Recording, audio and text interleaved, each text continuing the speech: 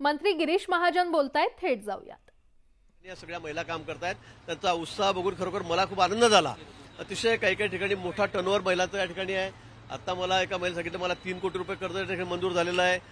पापड सारखा उद्योग असेल, चकल्या असतील, हस्तकला असतील, अनेक गोष्टी आहेत, धान्य असेल आपापल्या भागातलं, आणि या ठिकाणी प्रत्येक जिल्ह्यामध्ये ज्याची जी स्पेशालिटी आहे, जसं मग नंदुरबारला गेलं तर मिरची आहे, नाशिकला गेलं तर मग ते मनुका द्राक्ष आहेत, असे वेगवेगळे प्रकार त्या ठिकाणी आहेत आणि त्यांना प्राधान्य देणं आणि त्यातून या महिला ज्या आहेत त्यांचा आर्थिक स्तर कसा उंचावेल, आर्थिकदृष्ट्या सक्षम कशा होतील, स्वतःच्या पायावर कशा उभे राहतील, यासाठी हा सरकारचा प्रयत्न आहे। विशेष करून मोदीजी यांनी या सगळ्या गोष्टींना खूप मोठं प्राधान्य दिलेलं आहे।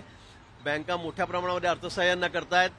आज राज्यामध्ये जवळपास 6,20,000 गट म्हणजे जवळपास 63 लाख भगिनी आमच्या महिला या अभियानाशी जोडल्या गेलेल्या आहेत आणि त्यातून त्यांचा आर्थिक स्तर कसा उंचावेल, त्या सक्षम कशा होतील, यासाठी सरकारचा शासनाचा प्रयत्न चाललेला आहे। मनोज जरांगे पाटील यांची तुम्ही भेट घेतली तरी देखील ते अद्याप ठाम आहेत।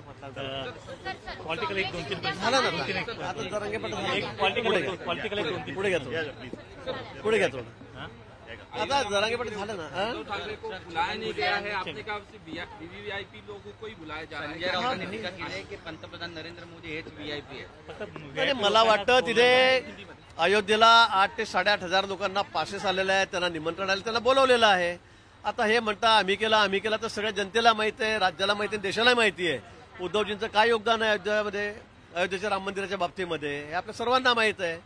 आणि म्हणून त्यांना जरी वाटत असेल आपण व्हीव्हीआयपी आहोत, पण केंद्र सरकारच्या यादीमध्ये ते त्या ठिकाणी नसतील, त्यामुळे त्यांना बोलवलं नाही।